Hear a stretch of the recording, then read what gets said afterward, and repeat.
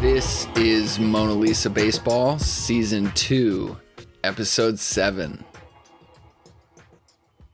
I'm sitting in the recording lair. Welcome back. Here we are. Yeah, what a great feeling.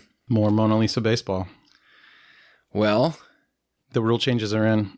We can talk about those. We have 3 rule changes this year just for one guy. Not 3 rules for one guy, but 3 different rules for 3 different guys. Yeah, I'm assuming that's a Shohei type of thing. Yeah, let's get to it. So we have the Shohei Ohtani rule this year, which states that if you are the pitcher and the designated hitter, aka Shohei Ohtani, then when you get taken out of the game as a pitcher, you can still remain in as the DH. This is a rule for one guy who you love and did an entire segment about how much he in many ways is a shining light, maybe I wouldn't say the savior of baseball, but potentially, that kind of figure. And this is a rule just for him. I hate it. Yeah, I mean, I think that speaks to the potential that this guy has. And there's very few things that exist right now that are going to make any type of coach, no matter what level, want to bat their pitcher. And without Shohei right now, I think there would be no chance. I shouldn't say no chance, but there'd be such a slim chance that any coaches out there would have an interest in batting their pitcher. But now that this guy is there, probably the closest thing to a Babe Ruth since Babe Ruth, as far as hitting pitchers. Isn't that crazy? That's not even a stretch to say that. Shohei Ohtani is the closest thing to Babe Ruth since Babe Ruth. Yeah. I've never said that, but as I'm listening to myself say it aloud, I believe that's true. There was an episode of season 1 where we were doing the cover art and we couldn't decide whether or not to put Babe Ruth or Shohei on the cover. Yeah. We went with Babe. Went with the Babe. Yeah. Still, I mean, that speaks to the power of baseball right there, is that Babe Ruth, just the image of Babe Ruth, probably the majority of Americans could name the picture of him like that. Yeah. Okay, so that Shohei rule makes sense. Let's go to the next one. Well, let's dive into it a little bit more. Okay. This is a stupid rule that arises because you have this other stupid rule. And that's the problem with stupid rules, is that you have to keep covering up the stupidity with more stupidity. In this case, you have, instead of Shohei Ohtani just being a regular baseball player who would bat and come out of the game like he should, and then maybe play right field on the other days, he's doing this weird DH thing. And now it's a rule for one guy.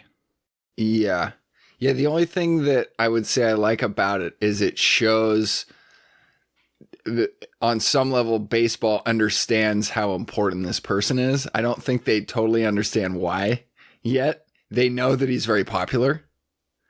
And so they don't want to do anything that loses this guy. And so they're protecting their assets in a way of, okay, we got to acquiesce to this guy because he's an important puzzle piece right now. You're talking about giving him 1 or 2 more plate appearances every 5th or 6th game. That's really what you're talking about. You're a brand new rule for that. Yeah. Yeah. I mean, and let's talk about how much more interesting it is if Shohei comes out of the game, pitching wise. We'll say he goes 6 strong and then they're ready to pull him out. Well, he's a slugger. He's a home run champion. So they're going to keep him in the lineup. Well, now they can. But let's say this Shohei rule didn't exist yet. Here's what they would do in like what you're saying, normal baseball rules. Joe Madden, their manager, would make a choice who they're pulling out because Shohei's the superior hitter. And can he play first base? Can he play outfield? I don't know what his other positions are, but if they want to bat this slugger, they got to put him somewhere. And if his arm's too tired to pitch, I would assume he would play first base. Or if he didn't play first base, Madden could go crazy with his double switches. I'm picturing taking someone off the bench, moving the right fielder to shortstop or vice versa. And then I tied myself in knots just thinking about that. But that's more interesting to me than creating a new rule. But I like the idea of, if Shohei is so good, because he's kind of a circus act in a way. So all you're actually taking a cool moment out of the game where the manager decides to leave Shohei in or not because he's going to bat the next inning. Mm-hmm. I think that's more interesting. It makes the decision to pull him for a relief pitcher more of a decision. I find that way more interesting than him getting a couple more at-bats on those days. But he's so strong offensively, they would never not bat him. They would always keep him in. They would have to do a double switch to keep Shohei in the game, but you would never pull. Here's the thing: they could have done it and they never did. Well, maybe they did it once or twice, but it wasn't a regular thing. What do you mean? They never did that last year or the year before when they could have done it. Oh. You're advocating they do a double switch and leave Shohei in the game. They didn't do that. That's why they made a new rule so that he could stay in the game. So, okay. They're not doing that. So when he wasn't pitching, he was their DH. And then... Yeah, he's still the DH on the days he's not pitching. I see. Well, maybe it depends on if they want to rest him and who's pitching. And then when he was pitching, let's say he went 6 strong and he came out of the game, he was out of the game. That's right. No more hitting. Yeah, he's too important to the sport for them to not acquiesce. So I think they had to do something. Well, how do you feel if you're the other teams in the division? And there's a rule that was made up just for a dominant player on one of your opposing rival teams. Yeah, that's not cool. Yeah. I don't like this rule change at all. Even if we love Shohei, we can say this rule is stupid because it's for one guy. It's a rule made up for one guy, and if that sets a really terrible precedent. Right. I guess at this point I would accept the rule because I feel like his importance towards, the fans of the sport need to be aware that pitchers can hit. And so he kind of represents that. Him and Babe Ruth right now are like the pinnacle of that. Mm-hmm. And so just having him here playing Major League Baseball, having him in the States, we don't know how important that is yet, but we know that he put on a show last year that seems like very few people saw coming. And if they have to create a rule to keep him here, of course it's stupid, but to me it's worth it. But then again, when things start going this route and new rules keep getting added, to me it just makes what we're saying more relevant and more right. Is it's just getting more ridiculous when you're adding rules when everything was just fine. Everything was just fine. Yeah, I really don't care about this rule change because it's a DH wrinkle, whatever. A DH wrinkle? No, that is what it is. I said what I wanted to say. Almost exhausting talking about it. All right. We have 2 other rule changes for just 2 other guys, too. Oh, okay. Yeah, that was just the Shohei rule. So We're done with the Shohei rule. Great. Let's move on. Okay, we've also got this rule I think is good, but is more like a Band-Aid on a broken arm, and that is the Jacob Nottingham rule. Never heard of him. Yeah, proceed. This guy got bounced on waivers from the Brewers to the Mariners to the Brewers and then back to the Mariners again, all in the span of 22 days. Okay, think about that. This is ping pong. That's a lot of frequent fire miles, dude. I mean, this guy is. Yeah. I mean, you can't be. That's not cool to the players. You can't. What are they doing? I mean, this sounds like just some backroom deal where they're just like, "Hey man, whatever," Fuck these guys. They can't be doing this. So I guess they limited the number of times you can still do it. You just can't if you're the last team that got him on a waiver, but whatever is complicated, then you can't be the next team to do it. So you have to at least. It doesn't matter. It's the Jacob Nottingham rule. Yeah, let's move on. Okay.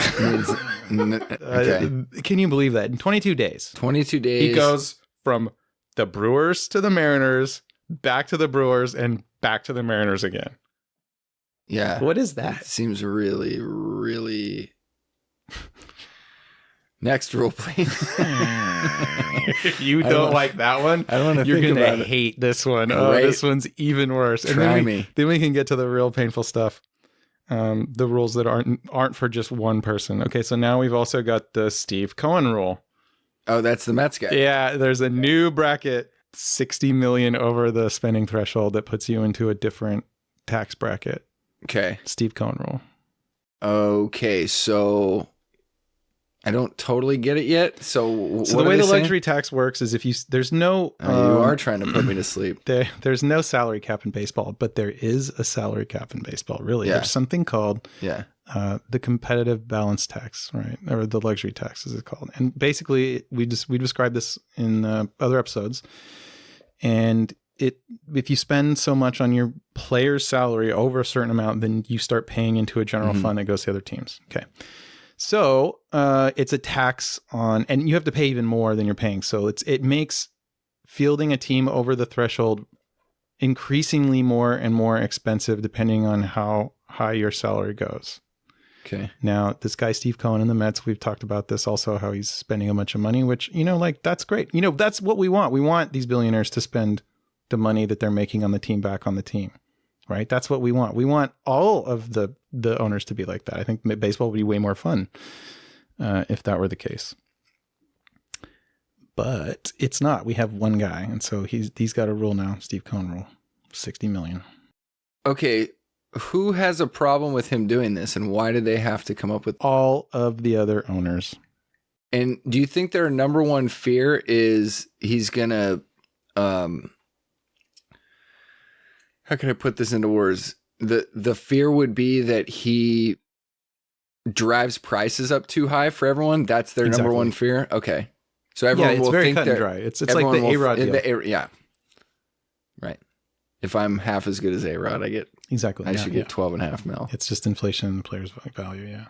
Jeez, that's really remarkable that a rule had to be put in. Okay. So the owners put this rule into effect? So what ends up happening with this threshold is that teams, the high roller teams, will walk right up to it and sometimes go over it, depending on how bad they want to win that year and what kind of deals they're making. And then there's also, there's a lot of rules around this. And like if you do it over a series, a number of years, then there's even greater penalties. So sometimes they'll walk over the line for 2 years and then come back down or something like that. Really, teams like the Dodgers and the Yankees, Red Sox, right? Really big spenders. They're doing this all the time. And then other teams, we talked about this, other teams, their payrolls are way closer to 90 million, like the Rays, who won their division, which we've talked about how awesome that was. And then you got teams that are somewhere in the middle. Sometimes they're rebuilding. Sometimes they're going for it. And none of these teams, like anyone, they don't want Steve Cohen paying this kind of money because then they got to pay money. And then their money-making business makes less money because in order to field a team, they got to pay a little bit more to the players. So yeah, 3 rules for three guys. Yeah. Major League Baseball. What the fuck are you doing? Honestly, I guess the other 2 rules are good, but I guess my point is like I said, it's a band-aid on a broken arm. The way that they're moving these players around, the way they're manipulating their service time, it's so gross. It's ugly. And, there used to be a time like Tony Gwynn, like where guys would play their entire career on a team. And that was good for baseball because it got the fans connected and the fans would go multi-generational. And there's nothing worse when you're a little kid and when your like favorite player gets traded or something, right? Oh yeah, that's the worst, man. It is the worst. I think they underestimate how many times that actually will put somebody off of baseball. Maybe not permanently, but at least knock their fandom down a notch. Absolutely. So yeah, tell me what was the say most memorable one of your childhood, most crushing, add your own adjective. What's one that comes up in your mind? I can't believe they traded X. How could they do that to me? Yeah, good question. Nothing's coming to mind because I'm thinking of, I can think of a lot of them. A lot of, okay. So I guess I was really young when this happened, but when Brett Butler went to the Dodgers, I felt betrayed. He had a show on KNBR, on the San Francisco radios. He had like the Brett Butler show. I mean, this guy was like, he was a big part of the baseball ecosystem. Yeah. And he had previously played for the Dodgers, I think. And so him going to the Dodgers was like, whatever. In retrospect, it's like, whatever. But at the time, I'm like, oh, traitor. Because, you're a kid. It's like all about the rivalry. And I can't think of a better one. But I know I was definitely bummed when Bumgarner left the Giants. I was like, yeah, that's going to be a miss for me. I'm going to miss that guy. But the thing is that the free agency ones. That one doesn't count. They feel different. Still, though, it's the same thing. They're still paying. It's close. The same. Guys would go into free agency and stay with their home team for reasons. Maybe because they didn't need all the money, or maybe their teams valued them more because they know that they could sell their jerseys and they could put retire their number up on the wall and like build that history that gives baseball teams value, man. Like we've said this before, without the fans, these teams have no value, and value comes from moments like this where you have a guy play his entire career well and a team and get his number retired and be remembered and have statues and stuff. Okay. You're not going to get a statue if you're pitching for a different team every 3 years. Well, I mean, it's pretty universal in sports that the most respected people are the ones that stuck with their team, especially superstars. And, you look at a guy like Michael Jordan that had the majority of his career with the Bulls, but it certainly didn't help him to play for the Wizards in terms of his legacy.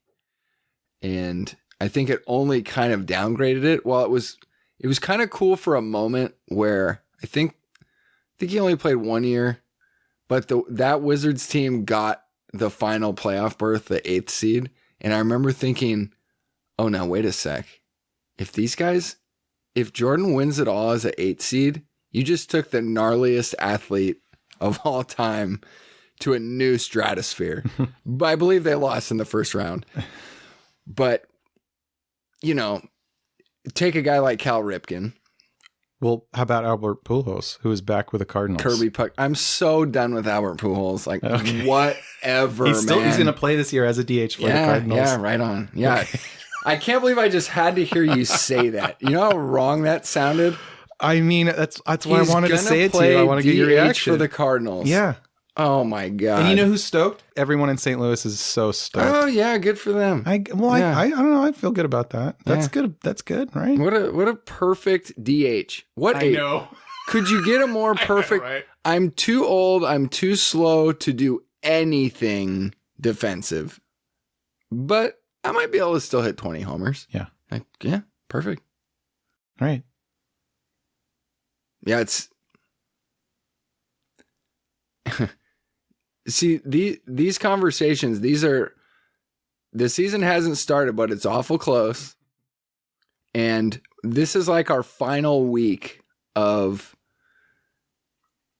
it seeming like baseball is still normal, yet there's this impending doom weighing down on me that it's pretty tough to deal with. I've never looked forward to a baseball season less than how I'm feeling right now. And I think each day that it gets closer, it goes more towards anger that not only are the very few are taking things away from me, from you, from other fans, and they're doing it in such a flippant way, and they're laughing at us. They're scoffing, saying, oh, they'll come back. They don't know what it feels like to go through what we're going through and seeing something sacred to get ripped to shreds, and then trying to laugh about it, saying that we're crotchety old men. I'm not that old even. I know. We're in our 40s. We can come clean about that. I'm also I think it's important to say, like, in my 40s. I think we've already dated ourselves by talking about the games that we went to and stuff. Yeah. Yeah. Well, I mean, I'm not feeling good about this here either. We have the UDH. That's what I'm going to call it from now on. We're not going to say it out loud. It just gets abbreviated. UDH. Yuck. And in the worst possible. This is okay. Here's something bad, good. I don't know. Okay. I don't know how to describe this. If there's one rule change that everybody hates, because it seems like like you said, most people are on board for this shit, and it's like disturbing. But most people think the guy on second base in the 10th inning is stupid, and they're bringing it back for 2022. Hey, everybody! The rule that nobody liked is brought back. You know why? And this one's gonna sting me, and you get to rub this one in my face, and it's to prevent injuries. Now, the players' union, what they even bargained for it to prevent injuries due to the shortened spring training. Yeah, I mean, at this point, you're. I know. Sorry. It's at least better. Okay, let's take it back to '94, where it was a little bit easier to pick a side, I think, and say, "Oh, the owners, screw the owners. We just want to play baseball." But thinking back, plenty of people had gripes about the players, but it turned against the players real hard in '94. But it did. But it makes it so much easier when there's a clear side to say, wow, those people are blowing it. But now the scenario is when I was told that the players advocated for the DH, I just want to like give up on everything. Just throw it all away. Just ball up this baseball piece of paper into a small, tiny little round object. Throw it in the wastebasket. Yeah. Swing and me. Try to hit it on the way. Light it on fire. I'm so sick of all of them. Because I don't feel like I should have to speak for all the people that's not coming out right. I feel like sometimes we are the only voice for baseball. No one is speaking out. Why not? I don't know, man. I'm looking for people on YouTube. I'm looking for people on podcasts, and I can't find anyone. Everyone is so down for most of these rule changes. And then like the breaking point is banning the shift. You go 50-50 on that, maybe 50-50. It's just us against the goddamn world right now. Okay, but it's us and all previous baseball players, alive or dead, all people involved in the sport. They have a vested interest in this conversation on some level, because this is what I keep thinking. I keep thinking back on this point. All throughout our life, the history of baseball and the future of baseball was promised to us in this perfect form. And it's getting ripped out of our hands and pissed on. And everyone's standing around applauding it. And that really bothers me. I think I know why. I think I figured it out. Okay. I think don't hurt me now. I know. So you and I have seen the rise of American propaganda in the form of a cable news network. Mm-hmm. Well, baseball has its own television network. And if you are addicted to baseball, you watch this network. You subscribe to a package that has it. And you listen to Billy Ripken way more than you hear. We picked on him enough. Way more than you listen to Ken Burns. Yeah. And those are the guys gambling. Those are the guys buying baseball cards. Those are the guys buying the memorabilia. Those are the guys buying season tickets. Yeah. And that's their customer. Mm-hmm. We're not the customer anymore. Yeah. They lost you a long time ago, and they've my fandom has been waning for a while. It's, you know how you have some things that are precious to you, right? And sacred, right? Like albums, you know, maybe there's music, there's classical music or classic rock and roll even, like they're just, these things are perfect and timeless, and baseball was one of those things for me. And I feel like you do, like they're defacing this work of art. It's like that scene in the Michael Keaton Batman movie where the Joker is going around throwing paint on the walls, all these classic paintings. Ooh, I haven't seen that in years. I don't remember that. Let's watch it later. It's a really good movie. God, I would love that. You know, thanks for bringing that up, because I was taken to go see that movie. I was did a sleepover with a friend, and his parents took all of us out to see that movie in the theater. And one thing I'll mention about it was the flying, whatever the hell you call it, the bat flyer. The bat plane. As a bat plane goes up in the air and it pauses in front of the full moon, the whole audience went, oh, and I still remember that. Yeah. Yeah. Audience came together for that one. We were all awed by that moment. I think we might be the Batman of baseball. I don't know how bright that signal is yet, but let's not forget the Batman was not always very popular, but he did the right thing. Yeah. Through whatever means necessary. Yeah. Oh man, I know. Where do we go from here? So it's so depressing. It's so depressing. I got more depressing news for you. Okay, yeah. So yeah, where were we? Were we at the second they were bringing the base runner back, and I just lost it? Yeah. That's exactly. I can't believe it. So this is a bad good thing, because actually people are with us on this. Everyone thinks this rule is stupid. Everyone does, except for maybe some people on MLB Network. Yeah, sure. Okay. So this is a topic that has traction. I hope that people will by people not liking this rule change, maybe they'll start to take a harder look at some of these other rule changes. Maybe, okay. Probably not. I can see the bad good in that. So that's done. Oh, we're back to 9-inning doubleheaders. So yay. No more 7-inning doubleheaders. Real baseball. I mean, how many doubleheaders do they even play anymore? I just want to know how many perfect games were going to be logged in the books for somebody pitching. I mean, come on. That was stupid. Play real baseball. Play real fucking baseball. 7-inning doubleheader. Are you kidding me? I didn't even believe that one when I heard it. They did it. It was just a shoulder shrug. You go, yeah, whatever. Yeah, right. That's what they're doing. Whatever. It's the worst.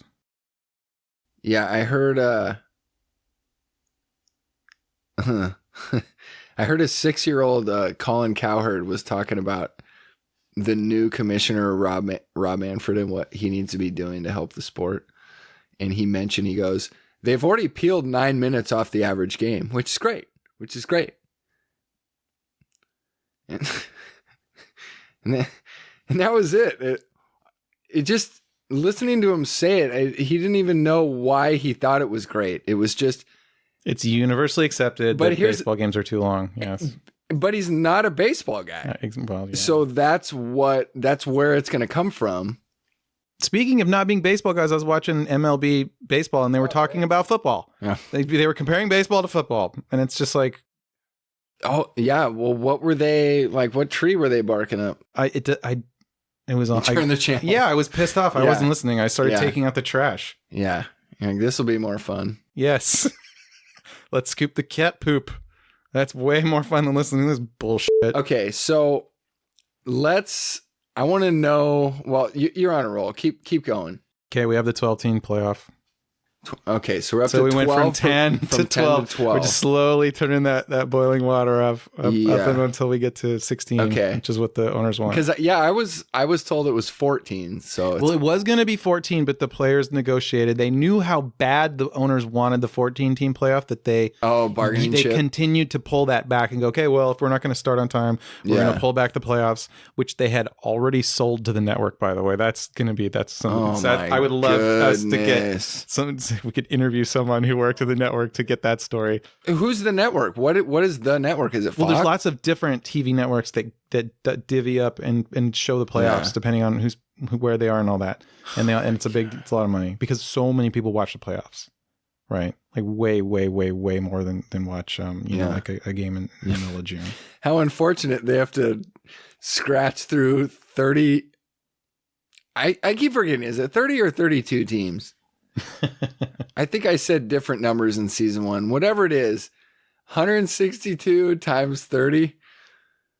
They have to slog their way through all of that so that they can finally get to the playoffs. I mean, it's just this is why this keeps coming up. This sport is not built for the mass riches that it's looking for, but yet they're hell bent on making sure that it is.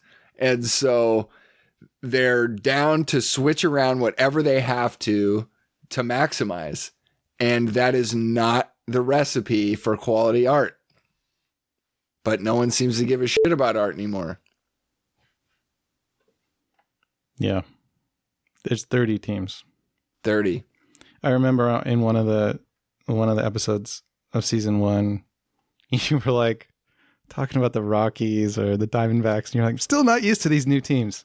It's been 29 years. Yeah. Bro. Yeah. 29 years. Yeah. I think it was Marlins Rockies. Marlins Rockies 94. One of those Florida teams, I think you said. And Devil Rays Diamondback. Tampa Bay Devil Rays. Yeah. Oh, I saw that on YouTube. The logo of the Devil Rays. When I remember when they announced that team, because I was old enough to also remember these teams as new teams. In fact, I have a great story. 97. I have a great story. The Giants were threatening to move. Remember? Oh God! I don't remember what year it was. Don't put me through this again. And this is another reason why my fandom was shaken, man. I can tell you what year it was exactly. This is another reason why I've tried to fall in love with baseball, and baseball just keeps slapping me in the face. There was a time when the Giants were talking about moving, and it seemed there was a moment where it seemed was more than that, more than 50%. A couple years when it happened, it was more than 50%. It seemed like okay. Time out. I got to call time. There was a moment on the news. The Giants are moving.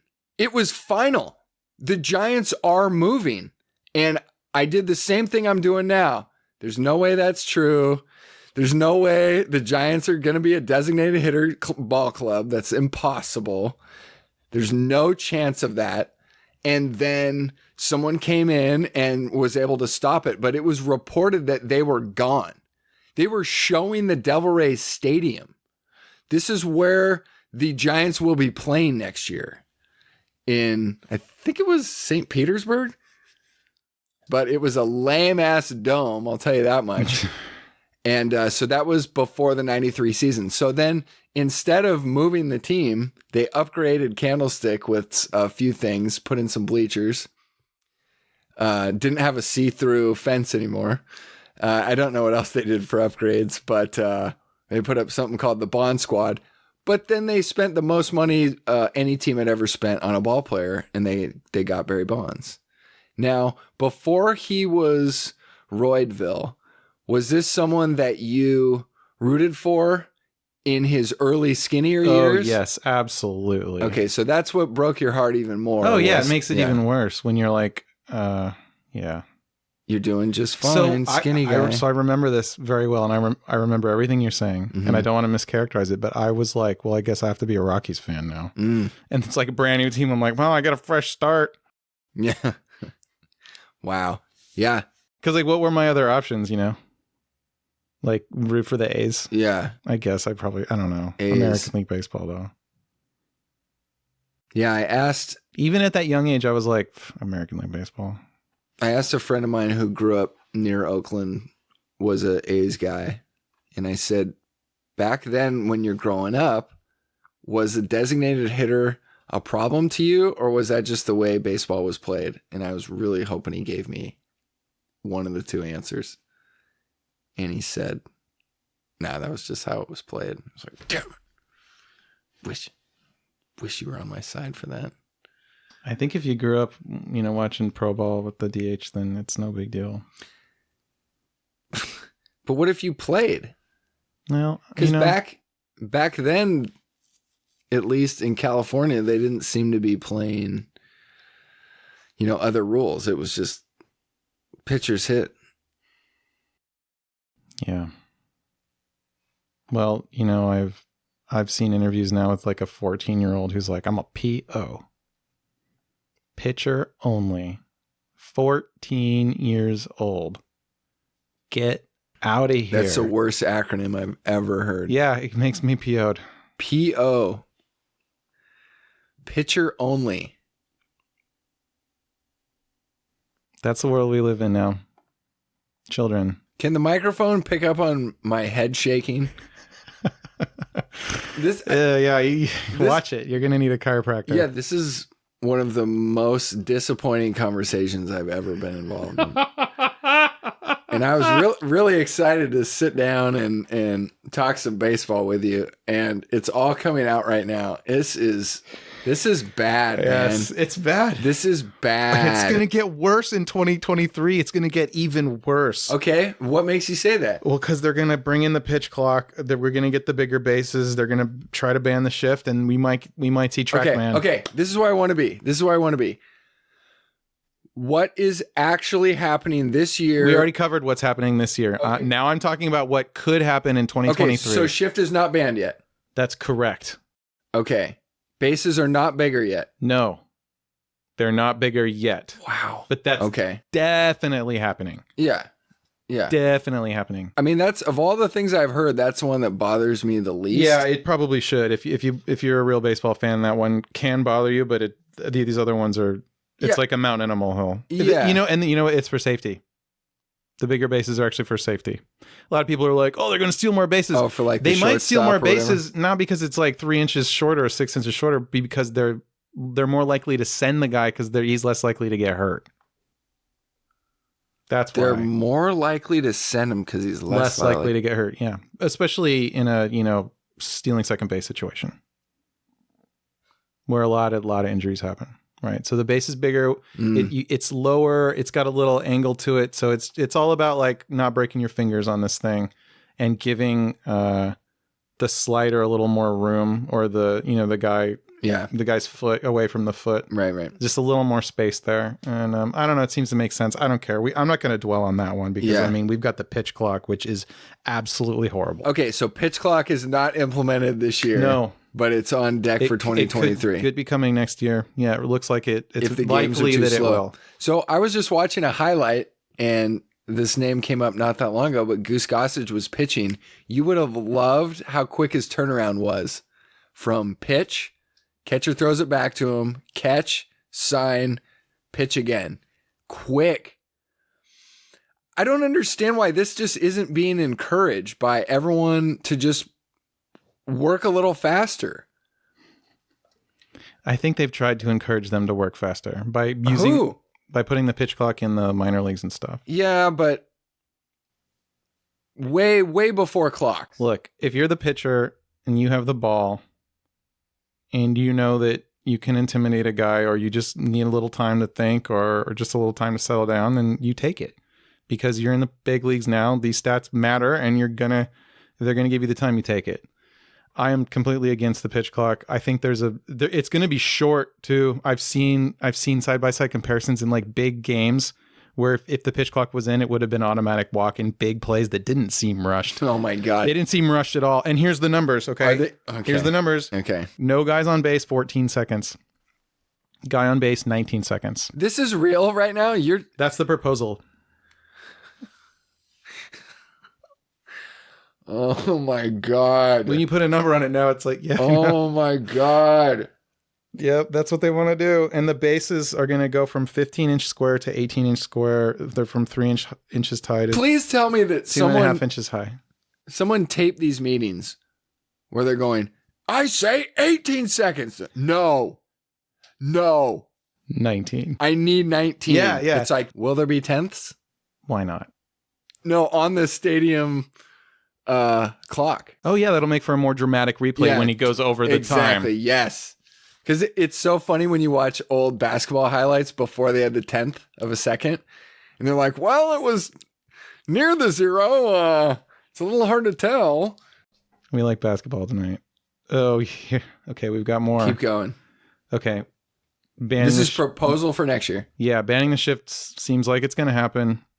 And it's probably going to take nobody knows exactly yet, but the proposal that everyone's talking about, it seems like it's going to be it's going to be about the infield being on one side of second base or the other. Okay, so will the powers that be try to make it seem, will they push players towards making it look ridiculous?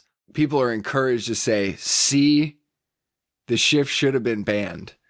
Like, I'm wondering if somebody who has the power is going to be encouraging people shift as often as possible so that people turn against this thing. I don't know. I've seen some really funny pictures where the entire infield is on one side. Like a supreme overshift. Yeah. But my point is, like, I love that. This guy should spend his offseason learning how to bunt it down the third base line. And they'll never be able to do that to him again. He just has to bunt it once. Okay, so the solution is so simple to me. I just don't get it. Okay, but I got a counter for that. I heard my boy Rich Eisen talking about this, and this was his take. And I'm a very rare Rich Eisen or Cowherd clicker, but every now and again I have to hear the most likely bullshit that's going to come out of their mouth, speaking of baseball. And his take was, I'm not going to bring my 14-year-old child to watch that brand of baseball. So that was his take on it. I like that. Yeah. So we got more. No, that like bunting is a sin. Oh. That's the style that I'm talking about. Oh, it's like, what? It's like, I'm buying my ticket to watch my sluggers hit. You still get that. He already said he won't go. So there you go. Well, he's not a real baseball fan. Yeah, I don't think he would have gone anyway. But he brought his 14-year-old into it. Go back to the NFL. Go back to your gladiator sport fighting.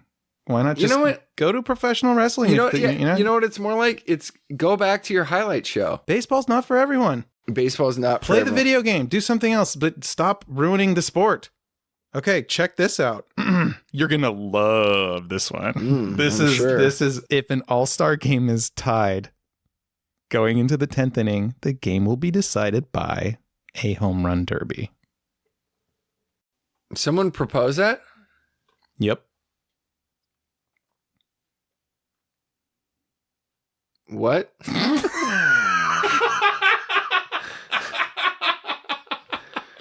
This is soccer? But I mean, how great is that? They should, I guess they should call that the Bud Selig rule? Yeah, the Bud Selig rule. They should call that definitely. That is the bug. Okay, that will forever now be known. Hall of Famer Hall of Famer Bud Selig. Mm-hmm. Okay. The guy. There's more. All right. What else? What else? How can we change these puzzle pieces around more? Let's go. I think actually we've covered the big ones. I'm going to close the book on that, and I'm going to tell you a story. Let's bring it back to a happy place. Okay. This has been very difficult, us recapping. A tough conversation, it's like writing an obituary for baseball. It is. I know it hurts. It hurts me too, okay? God. And I've been trying to keep up on the news, and it's been Thank you for doing that, because I can't. It's very difficult, because I can't. There was a moment where I'm like, yes, they're not doing the guy on second base in the 10th inning, and it's like, whiplash, no, they are. And it's like, oh my God. That's why you ask me these questions, like, they're doing that? I'm like, I can't say for sure. I just know that that's what's on the table right now. Well, multiple people have come to me and said they're not actually doing the designated hitter right. And the only thing I've told them is not one person has told me the contrary to that. UDH is definitely happening. So here's a story that I think will get us back to a happy place. I think you'll like this. It's about changing rules in sports. So there was a quarterback in Texas playing for a college team, and he's scrambling, he's running, breaks the line of scrimmage. He's running. He's like the 25-yard line, right? Going for the end zone. He fakes a slide. Ooh. Throws the defense off, scores a touchdown. Yeah. By the next week, they had a new rule in place that you could not do this. You can't fake a slide. Do you remember who it was? I closed the book. So this guy fakes a slide and goes for a touchdown, and they have, by the end of the week, changed a rule that says you can't do this. Wow. And the reason is this. I mean, you can imagine why. Just think about it. Yeah. Just think about it. From now on, all quarterbacks are going to be tackled. Well, okay, let's take a step back. It's like, I didn't know he was going to fake. Quarterbacks run all the time. Quarterbacks are considered to be like special little angels on the football field. They are subject to special rules. We don't want to hurt our quarterbacks because they're special. And so they often will just slide. Lots of money. Whenever they run, they slide almost every single time. It's become accepted in football that these pussies don't need to play real. Steve Young didn't play in those days. I know. Well, I think he probably slid. I don't know. He probably slid maybe towards the end. Strategic sliding. Yeah, towards the end. Like, I don't blame him for doing it. I'm not blaming the football player, the quarterbacks for doing it. But that whenever you slide, you're signaling to the defense, hey, it's over. We don't need to go for this guy anymore. And as soon as this guy faked that slide, he changed football forever. Yeah. He changed football forever because now we don't know if he's going to fake it or not. Lay him out. Yeah. And now he's going in feet first. Good luck with that knee. So I love this. This is a rule change for one guy that I agree with.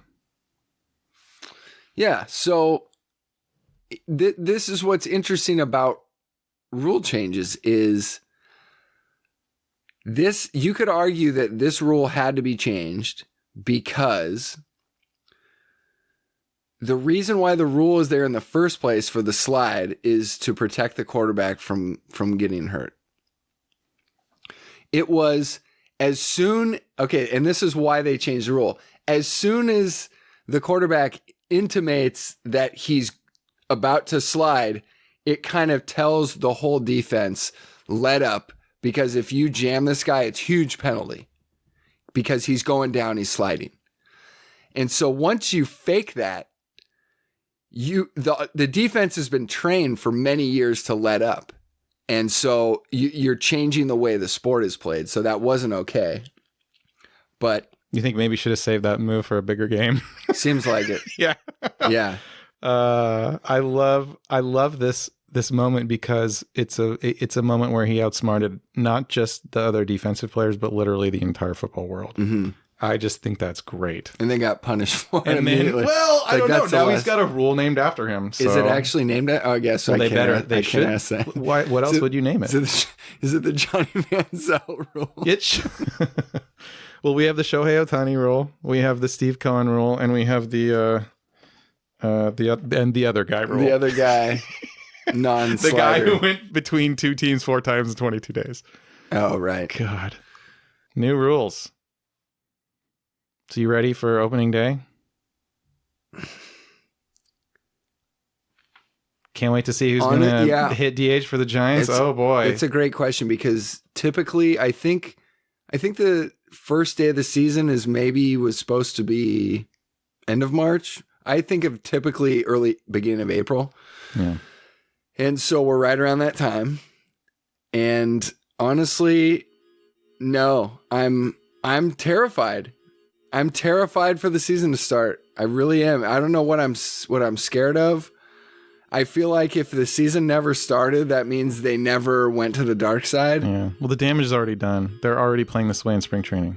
It's already, I mean, why get worried about opening day? It's meaningless at this point for these rule changes. Okay. Yeah. I'm not in charge of my emotions at this point. It's just, I feel awful about the season.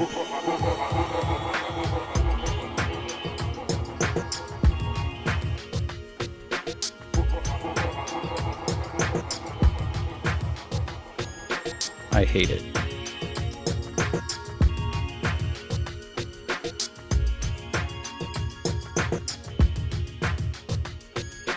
Never heard of them.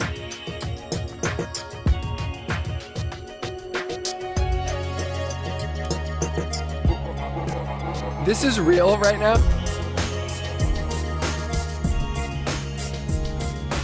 Oh yeah, good for them. Don't hurt me now.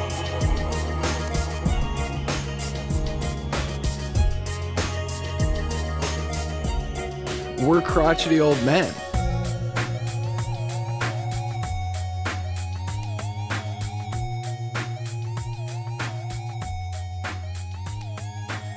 It's just getting more ridiculous when you're adding rules when everything was just fine. Everything was just fine. All throughout our life, the history of baseball and the future of baseball was promised to us in this perfect form. And it's getting ripped out of our hands and pissed on.